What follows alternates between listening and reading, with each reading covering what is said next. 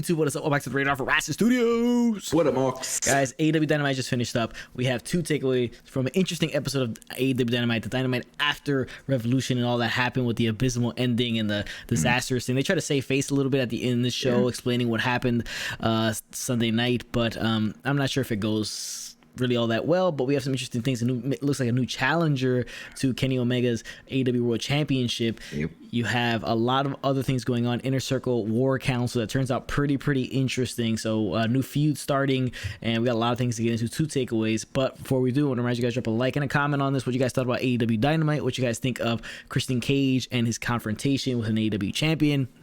What do you think of Scorpio Sky versus Darby Allin? What do you think about Sting getting interrupted by Lance Archer? What do you think about the Inner Circle and MJF's new crew? What do you think about all this? I want to hear you guys, what you guys have to say in the comment section below. We appreciate you guys for tuning in. Let's jump into it. Oh, obviously, subscribe if you're not subscribed, notification bell, social medias, all that good stuff. Let's get right into AEW Dynamite. AEW Dynamite started off with Matt Jackson versus Ray Fenix, coming off the heels of the Casino Battle Royal, where Death Triangle, Pac, Fenix won. Now they're going to jump into a title feud with the Bucks, but this match happens first, and it was a good match. You know what you're going to get out. Phoenix is just tremendous in the ring. I mean, he's absolutely like a phenomenon. It's amazing.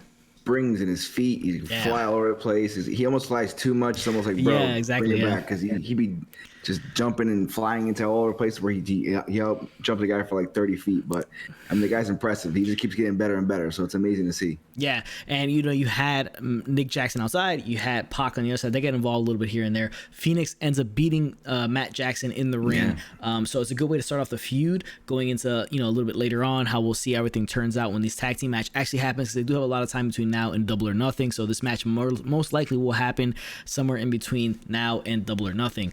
We could see, I mean, I'd be cool with Pac and Phoenix taking the titles off these guys. I'm not a huge fan of the Bucks right now being champions, and I kind of want the title to get off them a little bit. Yeah, I agree. Next thing on the show, we had Cody Rhodes taking on Seth Gargas. Real quick, you know, easy match for Rhodes to win. He was in the, you know, in the Face of the Revolution ladder match. Had the shoulder injury, left, came back. He's dealing with the shoulder injury now. He's gonna have an interview with Tony Schiavone, but gets interrupted by Penta. And then you have Penta with the translator, obviously going at Cody Rhodes and the issues they have now that it's created. And he says something about, you know, hurting him to the point where he can't even carry his newborn child, which isn't even born yet. So he comes out of the ring and fights Penta. So it looks like Cody Penta is the feud coming forward with the rest of that wasn't called for. Well, here we go. Cody Rhodes and Penta El Cerro Miedo. It's a barroom brawl here. forward with the rest of the Death Triangle being the tag team picture. The Prince of Wrestling versus the Lord of Lucha. I'm digging it. I'm excited for this whole feud. It's definitely a fun feud. Good to see Pentagon as a single star, so I'm excited. Yeah, it was fun. It was good stuff that they had this going on, so that was pretty cool. All right, so let's talk about the first part. We had Eddie Kingston and John Moxley talking in a backstage area, and they're talking about what happened. And obviously, you know, they're talking about how they're kind of, you know, it is what it is. What happened? The explosion wasn't there. It was, you know, it was a dud, and you know, to say the least, kind of just trying to save face a little bit, saying that, you know, they, you know. Moxley saying if you're gonna show your weapon, you better use it. So you know, the feud is far from over. I don't know how the feud probably would have been over if the explosion went off the way they wanted it to, and you would have had Eddie Kingston maybe going a babyface run by himself, something like that. But it didn't go off, so we're gonna get this. Most likely we're gonna get a 6-man tag of some sort later on in the show. You know, like they have to save face because that ending was so brutal that like you kind of just you can't end it like that. Yeah, it's it was terrible to end it. It's extremely bad. All right, so you have Sting talking. He comes out, he's having a conversation, you know, a promo with Tony Schiavone. He's talking about what happened at Revolution with the big street fight, and then he gets interrupted by Lance Archer. Lance Archer comes out and says, you know, he didn't have to win it, the ladder match, to be the face of the Revolution anyways. So I guess we'll see what happens. I mean, I don't know, you know, he wants to be the real face of the Revolution in AEW. So I don't know. I don't really understand as to why they placed this the way they did it. Like, why Sting the guy to take on to become the face of the Revolution? Doesn't really make any sense. You should be going for against Darby. That would make more sense. Yeah. But Darby has the match with Scorpio. But I don't know. Really weird segment. Doesn't make any sense. Yeah, and then Sting just ends the promo with nothing else to say. So it's just like, I don't know. Sting may be going away for a little bit. May not see him for a little bit. I may go to the back burner a little bit, and maybe now, you know, you'll see Lance Archer coming after that TNT championship in the future. Then we had All Ego Ethan Page, who debuted. He's All Elite now. He debuted at Sunday's Revolution. He's taking on Lee Johnson with QT Marshall. Page gets the win here, but a lot of issues between QT and the Nightmare family. He's obviously not part of the crew anymore, or he's part of the crew, but he really kind of wants to leave, doing his own thing because he kind of betrayed the Nightmare family in the tag team battle royal, and then he's causing issues here, not helping out Lee Johnson and all that stuff like that. Dustin's upset about it, so we'll see what happens with that. All the while, you have the audio issues from AEW, where you're watching it on TV, and all you can hear is like the squeaking of basketball sneakers on a basketball court, chants of defense, random music that you obviously hear in a basketball game. It was very strange. I don't know if somebody was watching a basketball game in the back and it just happened to come over the loudspeakers. I don't know. Which, again, I don't mind because it's the fact that it's live. That stuff like that's supposed to happen and it's supposed to be crude. And it feels like wrestling used to be back in the day when they mess up. The WWE always feels so overproduced and like so perfect, and then it feels like it's not even live. It just feels like it's recorded, and again they got it on there. So I don't mind it. It was dumb. It put a chuckle. I was like, what the hell is going on? Yeah, I mean, they should have done Ethan Page's first match on Dynamite. Kind of sucked because it was the audio glitch in the back, but we'll see what happens going forward. Right. It is what it is. Next thing on the show, we have Tony Schiavone going to announce Christian Cage. And then while he's announcing Christian Cage, here come the girls with the broomsticks, and they're coming out. Kenny Omega's coming out. Kenny Omega comes out. He's along with the Good Brothers and Don Callis. They're talking about trying to save face as to what happened on Sunday night after the match with the explosion. So they start making jokes about it, and they say it was part of their plan to make them to embarrass Moxley and Kingston, and that it was just like a audible they called, and then making them, I don't know. They try to save face by just saying that, and then cover up what happened, right? They took that the heels took it away from the fans, that the bad guys took it away from the fans. Like, we all know what you wanted and stuff like that. Now we took it away from you guys, and we made Moxley and Kingston look like dumbasses in the ring, and that was the whole part of the plan. That if they would have blown them up, they would have won. It's like you're trying to say face. I get it, but I don't know. Really, honestly, I just you're in a lose situation here because of how bad that turned out, and that's pretty much all you can do is just kind of like try to make a story about it. And whether it works or not, I mean, it's pretty much subjective at that point. With to your opinion, if you liked it the way they try to cover it, or if you didn't like it, I mean, it's up to you guys how to decide. I wasn't a huge fan of it, but I also understand what else can you possibly do. I agree. I mean, it wasn't. It sucked. It sucked the big dick, and they made fun of it, and that's all they could do. And you basically had to. The only way you could do was to make the heels look like, hey, I did that on purpose. Because that's the old school heel thing. You never really say you lost. You just say you cheated, or you forget about it, or you just lie, or whatever. Yeah. So it was fine, and they joked about it where, supposedly Kingston was dry humping Dean Ambrose at that time, and then Kenny was like 69 me. It was pretty ridiculous. But I mean, what else can you do? It was a bad segment. It sucked. It was just, if you're gonna explode a ring and then you get that, but what else can you possibly do? You have to make fun of it. You have to come out of it some type of way. This is the way they're going. You just stick to it. You stick to your guns. You do it. You go hard with it. And they did that. And if they have some bust-ass matches with Kingston and Moxley and Omega and the Good Brothers, who knows? We can forget about the bomb thing. Doubt it, but it was. But what else can you do? You can either play it off like it was a great explosion and they did something, and people would be like, "What are you talking about?" Or you could do what they did now, and I think that's the way they should have gone. Yeah, so that's pretty much all you can do at this point. So it's whether how they go about it later on. They'll probably kind of just drop it after this. They acknowledged it. They try to switch around, but they probably won't bring it up again. So no, don't bring it up. Forget about it. Just move on. Just tell better stories and make us forget about it. Yeah, exactly. So that's really all you can do. So Kingston comes out. He confronts all four of them. Then they make fun of him. They put the Doomsday Clock on. That's that spot where pretty much they 69 each other, Callis and Kenny Omega, which is hilarious. Then they beat down Eddie Kingston. Here comes Moxley to help out, and then this is takeaway number one. On AEW Dynamite.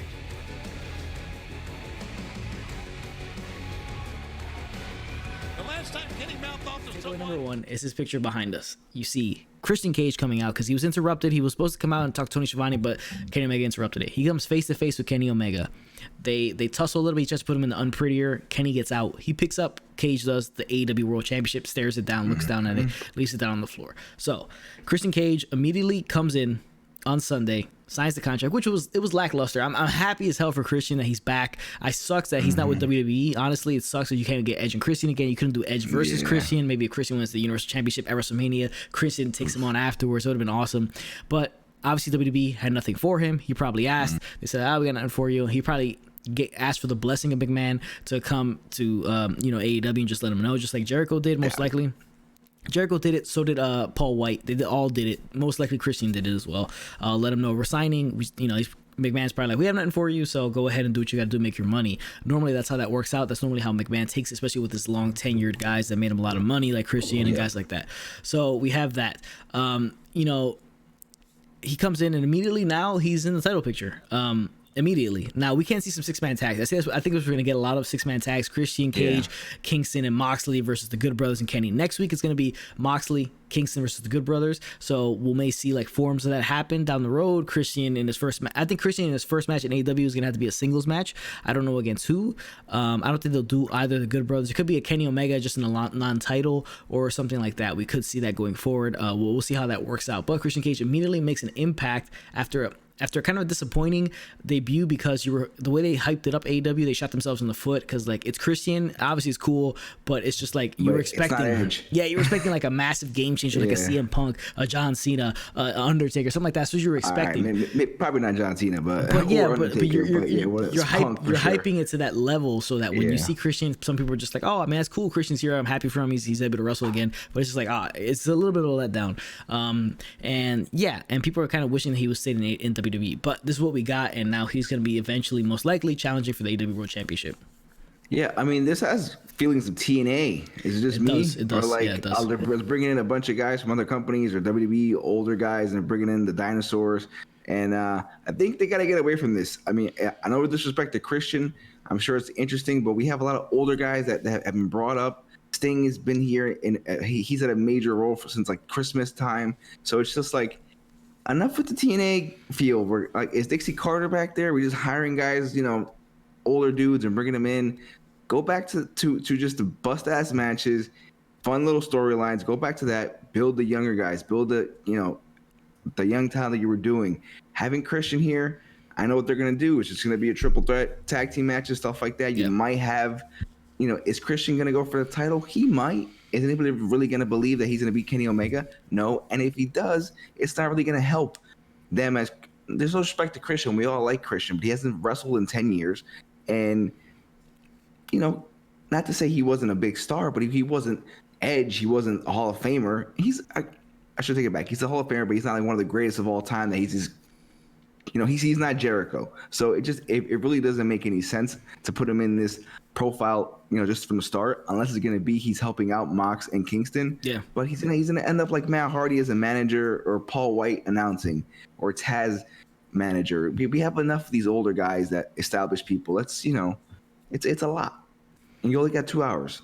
Yeah, so you're adding another guy into the fold, going to the main event picture, brings other guys down the card. I don't know. Let's see how it works out. If he completely goes into the title picture, but they're shooting stories off immediately after the post pay-per-view, which is what you're supposed to do. So it's the right move in terms of just creating new stories and new feuds. But the choice of Christian and Kenny is an interesting one. But that's takeaway number one. Christian, Kenny, looking like it's going to happen. We'll see that coming down the road. Next thing is an interesting thing on the show. It was a 6-woman tag. You had Dr. Britt Baker, DMD, Maki Ito, who showed up at the pre-show, the buy-in at Revolution, and Nyla Rose with Vicky Guerrero, and Rebel. Obviously, she's there as well. And they could take on AEW World Champion Hikaru Shida, Thunder Rosa, and the person who lost to Hikaru Shida at Revolution, Ryo Mizunami. It's interesting because they're all making their entrances. Ito comes out and does like this weird like singing musical performance, and she continues to do it as everybody's just in the ring fighting. She's just there dancing. It was awkward. And then I thought it was interesting. They had Shida battle with Rebel and Vicky on the outside, like with a kendo stick to Rebel's crutch, and then she ended up losing that battle. And you have Vicky like choking Shida, your like champion, with a crutch. And then you see these horrible shots from the microphone onto Shida from Ito. She's hitting her and tapping her on the top of the head, but really lightly. It's horrible looking. It's one of the worst like shots you ever see. It's just her tapping it on her head and it wasn't a good match. It really wasn't. It wasn't. It's just more wasted women's division. Yeah, it's not good. For me, Thunder Rosa and Britt Baker are the only ones that come out of this anything good. Yeah. Next week they're gonna have that match. It's a non-sanctioned. It's gonna be the main event. Lights out non-sanctioned match. Thunder Rosa versus Britt Baker. But the AEW women's division is just like it just pisses me off. I mean, not to disrespect them, but like it's really only 2 women. It's just Thunder Rosa and Britt Baker, and everybody else just like no one cares. I mean, I'm gonna say it right now. We all don't care. We're trying to push a women's division. I understand, but the NXT division, women's division, is light years better. WWE, SmackDown, and Raw is 5 times, million times better than this division. The difference. The way they're booked, the matches suck. We got all this Japanese influence coming in. I know the Japanese girls are awesome, but like when we don't know them and they just come out of nowhere and they don't cut promos because they don't speak the language, we can't get a character across. You can have great matches, but if we don't care about you, then it means nothing. So let's have Britt Baker, let's have Thunder Rosa, let's build through them, and then we work it that way. Because right now it's not working. It's the worst thing on. You're literally almost at the levels of WWE tag team division, where there's 2 tag teams on a show. Yeah. So think about that for a sec. Yeah, it's pretty bad, and it's just like, you know, you have so many people, you're throwing them on the card. You could have got some of these other matches out of the way and just maybe had like another singles match here and a singles match there, but it's bad stuff. And then it's a waste. And then you have Ito coming out doing that musical performance. It's odd because if you don't know who she is and you're not down with that style of Japanese culture is different, so they have a lot of these like odd things that in the US we see them and we look kind of strange. So having her do that was kind of weird. And I get it, like it's a different thing, but like if the women's division was more established and you can throw that in there, then it'd be like, okay, what's this? But you know what else are we throwing in? But we haven't had a women's division do anything since the start of AEW. So let's get it together with the women's division. It's a mess. There's some talented women, but you're just wasting time. Big time. Next thing on the show was the TNT Championship match. You had Darby Allin, TNT Champion, coming off that street fight, right? It's interesting because Darby Allin came off worse off the street fight than the guys in the actual death match did. That was pretty funny. If you look at it that way, it's pretty hilarious. Scorpio Sky taking on Scorpio Sky, who won the Face of the Revolution, Sonic gold coin. So won that, and then whatever, golden ring. So they had the match. It was a very solid match. Darby Allin seemed to look like he got injured, but I think it's part of the storyline. And then you have with a small quick roll up, a surprise roll up, inside Cradle, you have Allin defeating Scorpio Sky. I just don't know if they should have just done this match immediately after Revolution. That they should have built a little bit more to it. I think it hurts Scorpio Sky. It should just, I mean, I guess he's kind of protected because of the way it was, it was a fluke roll up, but it's just like, I don't think they should have just done it like immediately after, because everybody knew he wasn't going to TNT Championship here. So unless things going to continue, but with Archer kind of throwing his hat in there, we'll see what happens. I mean, I don't really know. I don't know. It's extra weird to me because we see Scorpio Sky for months, and all of a sudden he shows up last week as an announcer, and he's in this match at Revolution. And now he wins. He has a title shot like the very next Wednesday. Like you could have built a storyline maybe 2 weeks down the road where we do some promo work. We get why he was gone or what his motivation is right now. We're not getting any of that stuff. So it fell flat for me. So hopefully, but it looks like he's going into a heel turn now. Maybe that'll add to his character. Maybe they'll work something in there. But it was a dud for me. Yeah, because he did beat down Darby Allin afterwards, so he is turning heel. So we'll see how it goes. We'll see how Scorpio Sky evolves into a heel character. I still think he should be TNT champion, but we'll see when that happens and if it does happen. We also had, I forgot to mention, we had Orange Cassidy and Chuck Taylor. They lost their match at at this place at Revolution. So we have this going on. They're in our arcade. They're talking back there, and they're talking they want to have another match against Miro and Kip Sabian. Match nobody wants to see. They kind of alluded that it'd probably be like arcade machines involved in this, which they're gonna throw their heads into the arcade machine. Terrible shit that nobody wants to see. Hopefully it doesn't happen. But the final thing on the show was the Inner Circle War Council. So they're gonna talk about what's going on with the team and maybe change some things up. They're all out there. Chris Jericho, Lusa, maybe adding a member. MJF says, no, I think we should cut a member. And then, when it sounds like he's going to ask, like, say who he wants to let go, here comes Sammy Guevara, we haven't seen in a couple weeks since that whole falling out. He comes in and he shows Chris Jericho a video. He set up a hidden camera in the locker room tonight, and he got, MJF coming in and talking to the rest of the members of the Inner Circle about getting rid of Chris Jericho. And then it seems as Chris Jericho is going to get attacked by all the members of the Inner Circle except Sammy Guevara. Sammy Guevara is standing next to Chris Jericho to help him fight. And then they turn the tables and all the members stare down MJF. He's booted out. Then MJF says, please don't kick me out. Please don't kick me out. Or, please don't hurt him. And then he eventually says he started his own kind of Inner Circle wolf pack, right? And they've got him surrounded. Oh! The fight is on. Oh my God. Bottles are breaking. Bones will be next. And look at this. Right? And this is takeaway number 2. This is MJF has a new team, has a new faction. It is the team of FTR, Tully Blanchard, Wardlow, and Shawn Spears. A team we saw get together last week on Dynamite, and now they're with Wardlow. Now they're part in MJF. It's a new faction to take on the Inner Circle. I think all roads lead to blood and guts. The War Games match that they were supposed to have last year, but COVID kind of destroyed that. I think that's what it's leading to this time around. And whenever they plan on having this, whenever they plan on having that, but I think they're gonna have the blood and guts match between these two factions. Yeah, this was an awesome turn. This had Chris Jericho run all over it, just like the whole swerve at the end was freaking awesome. I thought it was great. Everything, the whole segment was awesome. And then to see this new crew, guys, we're calling it the Inner Circle Wolfpack, even though whatever they name themselves, the Inner Circle Wolfpack is what we're calling them. So I'm digging this thing. I like it.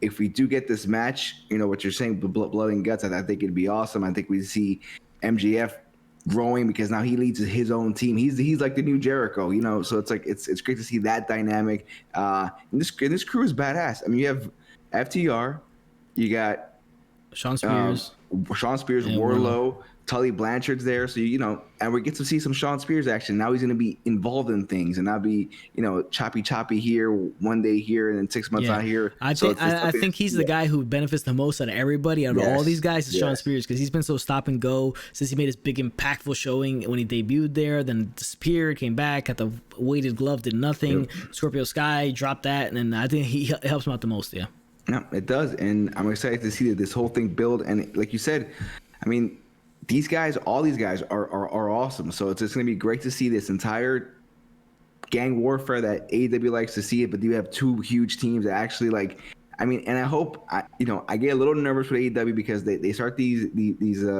storylines and they just kind of end and they just go nowhere, or guys get dropped or whatever. But this feels like something that they're really getting behind, and they're going to build something interesting. So I'm excited to see. You got Wardlow, Jake Hager, you got guys that match up. You got tag teams versus tag team. It fits really good. So I'm excited I keep saying it, but I'm just really excited about it. This was a great segment. Yeah, it was the best thing of the night. By far, it was the best thing of the night. It was tremendous. It was really well done. They beat down the whole entire Inner Circle, bloodied up Chris Jericho, powerbombed him off the stage, really making a massive, massive impact. And this is the stuff that we want to see.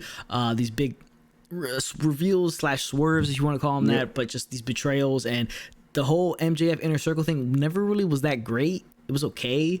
It had its moments. It had its moments. You just had Jericho and MJF was two big guys. It just didn't really fit them together. You knew it was coming, but it was interesting that Sammy Guevara got immediately brought back into the fold and set up MJF. But guys, that's our AEW Dynamite video review. 2 takeaways from the show. Appreciate you guys for tuning in. Remember to like, subscribe, comment down below what you guys thought of AEW. Did you like the segment at the end? What do you think's gonna happen? Do you think it's leading to blood and guts? War Games match between these two factions? Let me know in the comment section below what you guys thought.